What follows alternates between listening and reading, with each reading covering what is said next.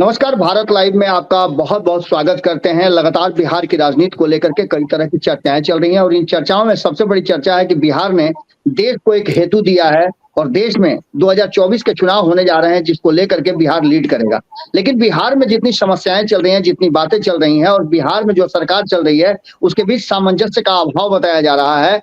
कई ऐसे फैसले हैं, कई ऐसे कानून हैं, कई ऐसे नियम हैं, सरकार का क्रियाकलाप है जिसको लेकर के सवाल खड़े हो रहे हैं और सवाल खड़ा करने वाले भी कोई बाहरी नहीं बल्कि सरकार के भीतर के जो दल हैं, जो उनके सहयोगी दल हैं, वो कर रहे हैं। इसी तरह का एक विभाग है शिक्षा विभाग, जिसको लेकर के लगातार चर्चा चल रही है, चाहे वो शिक्षकों की बहाली का मामला हो, शिक्षकों के वेतन का मामला हो या फिर शिक्षक नियुक्ति की मामले बात हो। सारे मामलों पर कहीं ना कहीं एक नया चीज आ रहा है। उसके बाद कोचिंग का मामला भी सामने आ गया है। इन सारी बातों पर बात करने के लिए हमारे साथ रजनीश जी हैं।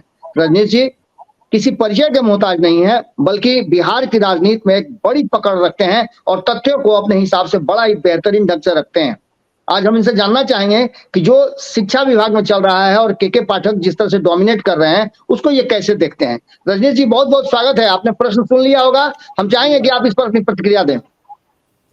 ये जो पाठक साहब ने किया है, जो इन्होंने कोचिंग वालों के लिए जो अपना एक ऑर्डिनेंस जारी किया है, मैं ऐसे ऑर्डिनेंस वर्ड यूज कर रहा हूँ कि कोचिंग वाले 9 बजे से 4 बजे तक नहीं चलाएंगे ऑलमोस्ट।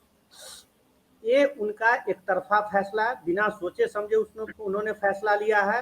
मतलब एक लाइन में मैं ये कहना चाहता हूँ कि he has crossed his constitutional turf। उन्होंने अपने अधिकार क्षेत्र का खुला उल्लंघन किया है। जी वो सोच रहे हैं कायदे कानून जाए ताक पर, लेकिन उनकी औकात बनी रहे। जो मूल काम था उस काम को उन्होंने किया नहीं।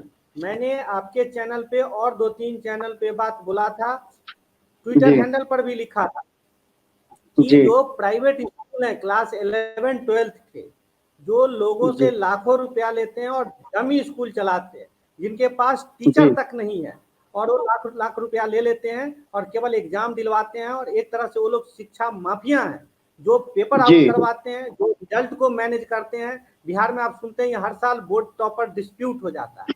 तो इस बात को करेक्ट करने के जगह उन्होंने जो बंदा ठीक से काम कर रहा है, आज बिहार में जो IIT, JEE मेन, मतलब जिससे NIT या नीट मेडिकल कॉलेज में जो एडमिशन हो रहा है, इन कोचिंग वालों के कारण ही हो रहा है।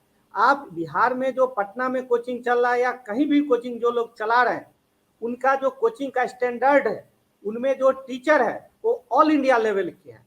वो जो 11th-12th में पढ़ा रहे हैं science, physics, chemistry, mathematics, biology, मैं कई टीचरों को जानता हूँ, उनके क्लास के स्टैंडर्ड को जानता हूँ। उनकी जो टीचिंग की क्वालिटी है वो इन पार एक्सलेंस है और उन्हीं के कारण बिहार का जो साइंस एजुकेशन है वो बचा हुआ है। अब ये उसको ध्वस्त करने पर उतारे हुए। उसके लिए ये न 1 रुपया का हेल्प देते हैं। सरकार तो कोचिंग ओनरों को 1 रुपया का हेल्प नहीं देती है। लाखों रुपया पेमेंट करके लोग टीचर लाते हैं, बिजनेस खोले। अब आप 9 से 4 आप बंद करा देंगे तो बच्चे पढ़ेंगे कब? जो 11th-12th पास स्टूडेंट हैं उनको 9 से 4 आपके स्कूल से क्या लेना देना है भाई? वो ड्रॉप लोग 2-2 साल 3-3 साल ड्रॉप दे करके पढ़ाई कर रहे हैं। अब दिन भर का टाइम उनका चला जाएगा।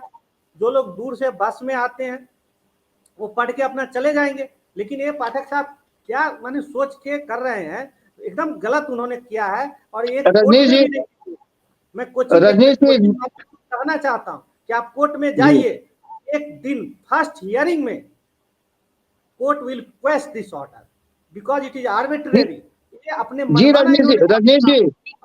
रजनीश जी अभी कोचिंग इंस्टीट्यूट का जो संस्थान है, उनकी यूनियन है, उसने भी कल प्रेस वार्ता किया था और इस पर आपत्ति जाहिर की थी। एकदम सही किया उन लोगों ने। हमने पार्टी फोरम में भी अपने नेताओं को कहा है कि इस बात के लिए मैंने जो देखिए पार्टी अलग है, सरकार अलग है। तो पार्टी के जो लीडरशिप है, पार्टी के जो ऑर्गेनाइजेशन है, उसमें हमने कहा भी है कि पार्टी के जो लीडर सरकार चला रहे हैं वो इस बात में ऑफिशियल्स को अप्राइज करे कि गलत निर्णय है। दूसरे के बिजनेस में, प्राइवेट बिजनेस में आप कौन होते हैं इंटरफेयर करने वाले? मल्टीनेशनल कंपनी को आप फ्री हैंड दे रहे हैं और ये तो प्राइवेट कंपनी, आप उसमें इंटरफेयर करने जा रहे हैं। सरकारी हॉस्पिटल, एक एग्जांपल दे रहा हूं, सरकारी हॉस्पिटल भी है और प्राइवेट हॉस्पिटल भी है। तो क्या प्राइवेट हॉस्पिटल को 9 से 4 बंद करवाएंगे? जी जी तो प्राइवेट हॉस्पिटल को बंद कर दे 9 से 4, जब तक सरकारी हॉस्पिटल खुला रहते। क्या इनका इलॉजिकल एक्शन है। इसीलिए मिनिस्टर साहब ने इनको एडवाइस दिया था कि go slowly, go with maturity and take advice. तो उनको लगता है कि सब कुछ वही जानते हैं। तो कोई भी आदमी अगर यह सोचे कि सब कुछ हम ही जानते हैं तो मिस्टेक होना निश्चित है। आजकल क्यूमुलेटिव नॉलेज चाहिए, वो भी बिहार जैसा कॉम्प्लेक्स स्टेट जहाँ एजुकेशन सिस्टम कोलैप्स है। ये कोचिंग वाले ही चला रखे हैं बिहार के एजुकेशन को, ये नहीं रहे तो एकदम से जीरो। जी रजनीश जी, एक और सवाल ये आता है कि ये तो सरकारी कामकाज के तरीके हैं, सरकार का इंटरफेरेंस है और सरकार अपने अधिकारियों के द्वारा चलाना चाहती है, लेकिन प्रशांत किशोर लगातार एक्टिव हैं। फिर से यात्रा उन्होंने शुरू कर दी है और उनका अलग अलग जगहों पे बहुत सारे बयान आए हैं, जिनमें से एक बयान उनका आया है कि खास करके जो एमपी और एमएलए अपने क्षेत्र को छोड़ करके दूसरे के क्षेत्र में जाते हैं, उनको ये अंदाजा नहीं होता है कि वहां की जनता की समस्याएं क्या है और न उनसे सीधा लगाव उनका होता है। इसको आप कैसे देखते हैं? देखिए, प्रशांत किशोर जी का ये बात तो एकदम से सही बात लग रहा है मुझे भी, क्योंकि बाहर के जो उम्मीदवार होते हैं वो बाहर से आ जाते हैं टपक करके। उनको न क्षेत्र के 10 आदमी को जानते हैं, न क्षेत्र के समस्याओं को उनको अंदाजा रहता है, और फिर जीत करके वो चले जाते हैं। कहाँ पुलिया टूटा है, कहाँ किसको क्या प्रॉब्लम है, कहाँ किसको पुलिस पकड़ करके अंदर घुसा देती है, कहाँ स्कूल कॉलेज का प्रॉब्लम है, हॉस्पिटल, कुछ अंदाजा नहीं रहता है। तो ये क्वेश्चन जो सही क्वेश्चन है, क्या कि उस इलाके में ऐसी लीडरशिप नहीं है। और पिछले बार मैं पर्सनल एक्सपीरियंस कर रहा हूँ कि दरभंगा में जो आरजेडी चुनाव हारी थी, उसका एक कारण ये भी था। जैसे एक एग्जांपल है बहादुरपुर में भोला यादव जो अभी संस्कृत बोर्ड के हेड बने हैं, एक बहुत ही मजबूत और कद्दावर नेता आरजेडी के, और वहां से सिटिंग एमएलए थे। उनको हटा करके और एलजेपी से कैंडिडेट को लाके बैठा दिया गया, जिसको ना कोई जानता था ना कोई पहचानता था, लेकिन पार्टी कैडर के नाम पे लोग दिया वोट। लेकिन अगर उसके जगह कोई कार्यकर्ता रहता तो वो सीट हारने का सवाल ही नहीं। इसी तरह दरभंगा शहर में जेडीयू से अमरनाथ गामी को बुला के रख दिया गया, वो आरएसएस के पुराने मेंबर हैं। आप पार्टी ने टिकट तो दे दिया, लेकिन पार्टी के लोग ने एक्सेप्ट नहीं किया। इसी तरह से केवटी और अलीनगर में सीट को बदला गया। ये सारे हमारे जीते हुए सीट थे, जो इसके कारण से। अब जैसे अब दरभंगा शहर है, वहां पे सबसे मजबूत नेता हमारा लोकसभा चुनाव में बाबू उमेश राय हैं, या पार्टी के अब्दुल बारी सिद्दीकी साहब हैं, या जेडीयू के नेता हैं फातमी साहब हैं, या रजनीश जी दरभंगा की चर्चा आपने की, तो दरभंगा की एक चर्चा और बहुत मजबूती के साथ चल रही है, दरभंगा एम्स का। क्या आपको लगता है कि दरभंगा एम्स बन गया है? दरभंगा एम्स बनने में जो प्रॉब्लम हुआ, इसको फंसाने के लिए बीजेपी हैज टू पे इट्स प्राइस। दरभंगा एम्स को बनने नहीं दे रहा है बीजेपी, और बीजेपी के जो सिटिंग एमपी हैं गोपाल जी ठाकुर, वो नहीं बनने दे रहे हैं। साफ मैं कह रहा हूं, उनको लग रहा है नाम कमा लेंगे। बिहार सरकार ने और health ministry headed by mister Tejashwi Yadav 154 crore 154 एकड़ जमीन दिया उनको, वहां पर मिट्टी भर के दिया। जो हेल्थ मिनिस्ट्री ने कहा था सब कुछ करके दिया है, लेकिन वो लोग दिल्ली में जाके मनसुख मंडाविया साहब को क्या क्या पढ़ा सिखा दिए हैं कि नाम हो जाएगा आरजेडी का, इसलिए वो लोग बाधा डाल दिए कि हाँ एम्स नहीं बन सकता है। एलएनटी का बिल्डिंग है पवई में, वो दलदल जमीन पे उन लोगों ने बना रखा है, वहां पे कह रहे हैं पानी भर जाता है इसके लिए।